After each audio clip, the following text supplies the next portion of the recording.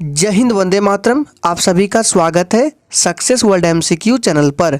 तो चलिए आज की इस वीडियो में एंशियंट हिस्ट्री में वैदिक सभ्यता से संबंधित 35 मोस्ट इंपॉर्टेंट क्वेश्चंस को लेकर आए हैं, जो कि आपके आने वाले एग्जाम्स के लिए काफ़ी ज़्यादा यूजफुल रहने वाले हैं। तो चलिए इसी के साथ आज के सेशन को स्टार्ट करते हैं।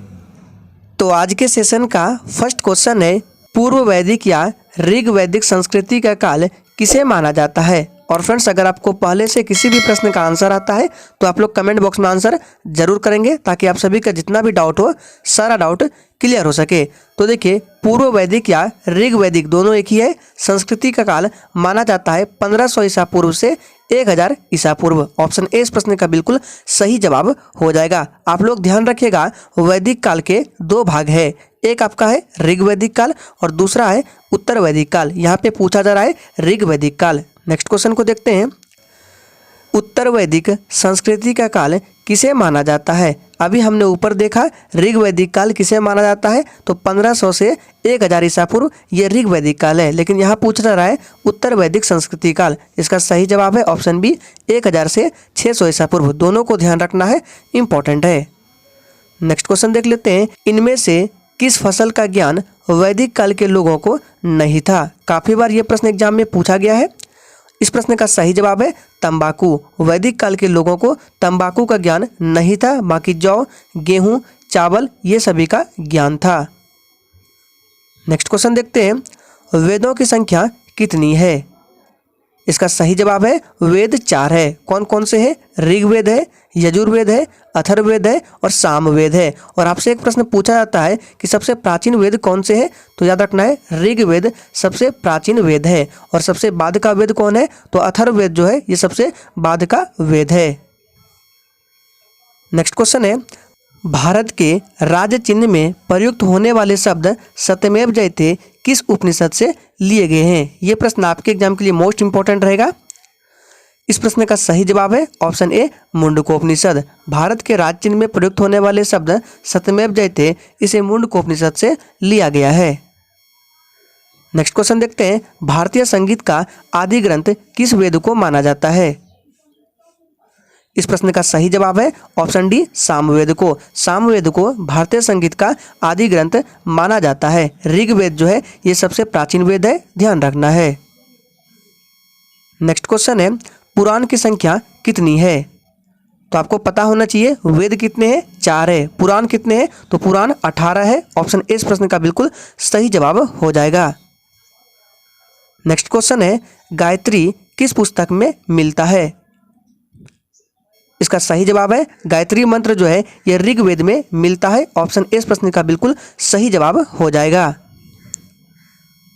नेक्स्ट क्वेश्चन है, ऋग्वेद में कुल कितने मंडल है। आपको एक भी प्रश्न को स्किप नहीं करना है। इस क्लास का एक एक क्वेश्चंस आपके एग्जाम के लिए मोस्ट इंपॉर्टेंट और वीवीआई है। तो ऋग्वेद में कुल 10 मंडल है। ऑप्शन ए इस प्रश्न का बिल्कुल सही जवाब हो जाएगा। ऋग्वेद में 10 मंडल है, 1028 सूक्त है और 10,462 ऋचाएँ हैं। इन तीनों को रट लीजिए। यहाँ से एक प्रश्न आपके एग्जाम में जरूर पूछे जाते हैं। तो ऋग्वेद में 10 मंडल हो जाएगा, 1028 सूक्त हो जाएगा और 10,462 ऋचाएँ हैं, ध्यान रखना है। नेक्स्ट क्वेश्चन को देखते हैं, वैदिक काल में व्यास नदी को किस नाम से जाना जाता था। यहाँ से एक प्रश्न एग्जाम में जरूर पूछे जाते हैं। तो देखिए, वैदिक काल में व्यास नदी को विपाशा बोला जाता था। ऑप्शन ए इस प्रश्न का बिल्कुल सही जवाब हो जाएगा। आपसे पूछ सकता है रावी नदी को किस नाम से जाना जाता था वैदिक काल में, तो रावी नदी का नाम था परुष्णी। आप सभी को नोट डाउन कर लीजिए, मोस्ट इंपॉर्टेंट आपके एग्जाम के लिए रावी का हो जाएगा परुष्णी। एक पूछा जाएगा झेलम, तो झेलम को बोला जाता था वितस्तता। क्या बोला जाता था, वितस्तता, ठीक है। एक बचता है चिनाब, तो चिनाब को वैदिक काल में अस्कनी बोला जाता था। क्या बोला जाता था, अस्कनी बोला जाता था। सभी को ध्यान में रखना है, इसका राइट आंसर विपाशा हो जाएगा।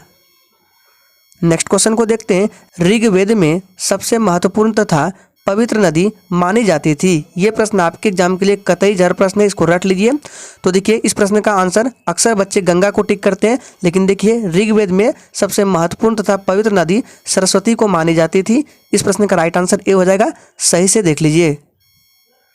नेक्स्ट क्वेश्चन को देखते हैं। भारत के किस स्थान की खुदाई से लौह धातु के प्रचलन के प्राचीनतम प्रमाण मिले हैं?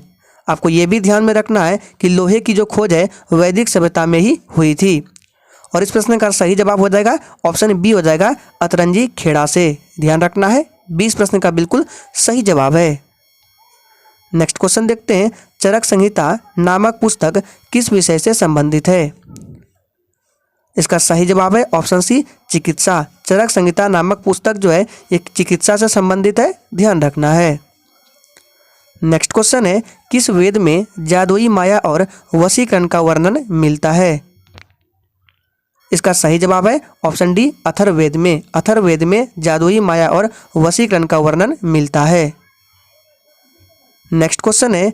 आर्य शब्द क्या इंगित करता है? ये भी प्रश्न काफ़ी बार एग्जाम में पूछा गया है। तो देखिए आर्य शब्द जो है ये श्रेष्ठ वंश को इंगित करता है। ऑप्शन 20 प्रश्न का बिल्कुल सही जवाब है। नेक्स्ट क्वेश्चन है। आर्य भारत में संभवतः आए थे? तो देखिए आर्य भारत में संभवतः मध्य एशिया से आए थे। 20 प्रश्न का बिल्कुल सही जवाब हो जाएगा। नेक्स्ट क्वेश्चन देखते हैं। गोत्र व्यवस्था प्रचलन में कब आई? इस प्रश्न का सही जवाब अगर आपने ऑप्शन बी को दिया है तो बिल्कुल सही जवाब है उत्तर वैदिक काल में गोत्र व्यवस्था प्रचलन में आई थी, ध्यान रखना है। नेक्स्ट क्वेश्चन देखते हैं। वैदिक युग में यव कहा जाता था? काफी बार प्रश्न पूछा गया है। तो देखिए वैदिक युग में यव जौ को बोला जाता था। 20 प्रश्न का बिल्कुल करेक्ट आंसर हो जाएगा। नेक्स्ट क्वेश्चन देखते हैं। व्रीहि शब्द किसके लिए प्रयुक्त हुआ है? जिस तरह से यव का प्रयोग हुआ है जौ के लिए, उसी प्रकार व्रीहि शब्द किसके लिए प्रयोग हुआ है? तो इस प्रश्न का सही जवाब हो जाएगा ऑप्शन ए, ये चावल के लिए प्रयोग हुआ है। नेक्स्ट क्वेश्चन देखते हैं। प्राचीनतम पुराण कौन से हैं? तो देखिए पुराणों की संख्या टोटल 18 है और उसमें से प्राचीनतम पुराण मत्स्य पुराण है। ऑप्शन ए इस प्रश्न का बिल्कुल सही जवाब है। नेक्स्ट क्वेश्चन देखते हैं। ऋग्वेद काल के सबसे प्रधान देवता कौन थे? ये प्रश्न आपके एग्जाम के लिए कतई जहर प्रश्न है। यहाँ से 2 प्रश्न पूछे जाते हैं आपसे। एक पूछा जाएगा कि ऋग्वेद काल के सबसे प्रधान देवता कौन थे, तो इंद्र हो जाएगा। दूसरा पूछा जाता है उत्तर वैदिक काल के सबसे प्रधान देवता कौन थे, तो प्रजापति, जो कि प्रश्न संख्या 22 में दिया गया है। उत्तर वैदिक काल में किस देवता को सर्वोच्च स्थान प्राप्त था? इसका सही जवाब है ऑप्शन सी प्रजापति। उत्तर वैदिक काल में प्रजापति को और ऋग्वैदिक काल में किसको, इंद्र को। दोनों को ध्यान में रखना है, इंपॉर्टेंट है। और फ्रेंड्स अगर आपको मेरे पढ़ाने का तरीका पसंद आ रहा है तो सभी लोग सेशन को लाइक करेंगे, सेशन को शेयर करेंगे। और जितने भी स्टूडेंट चैनल पर पहली बार आए हैं, अगर आप इस तरह के डेली वीडियो देखना चाहते हैं तो फटाक से चैनल को सब्सक्राइब करके साथ में बेल आइकन को जरूर प्रेस कर लें। नेक्स्ट क्वेश्चन देखते हैं। संस्कारों की कुल संख्या कितनी है? तो देखिए वेद कितने हैं? 4 है। पुराण कितना है? 18 है। उसी प्रकार संस्कारों की कुल संख्या कितनी है? तो 16 है। इस प्रश्न का बिल्कुल सही जवाब हो जाएगा। नेक्स्ट क्वेश्चन देखते हैं। ऋग्वेद में अधन्य यानी कि वध योग नहीं शब्द का प्रयोग किसके लिए किया गया था? इसका सही जवाब है ऑप्शन बी गाय के लिए प्रयोग किया गया था। 20 प्रश्न का बिल्कुल सही जवाब है। सारे प्रश्न अच्छे लेवल के लिए गए हैं। नेक्स्ट है। निम्न में से किसे भारतीय परमाणुवाद का जनक कहा जाता है? इसका सही जवाब है ऑप्शन सी कनाद को बोला जाता है। नेक्स्ट क्वेश्चन देखते हैं। ऋग्वेद में कितने सूक्त है? तो देखिए अभी हमने बताया कि ऋग्वेद में 10 मंडल है, 1028 सूक्त है और 10,462 क्या है ऋचाएँ हैं। तो सूक्त पूछा जा रहा है, ऑप्शन सी के साथ चला देगा 1028। नेक्स्ट क्वेश्चन देखते हैं। गायत्री मंत्र की रचना किसने की थी?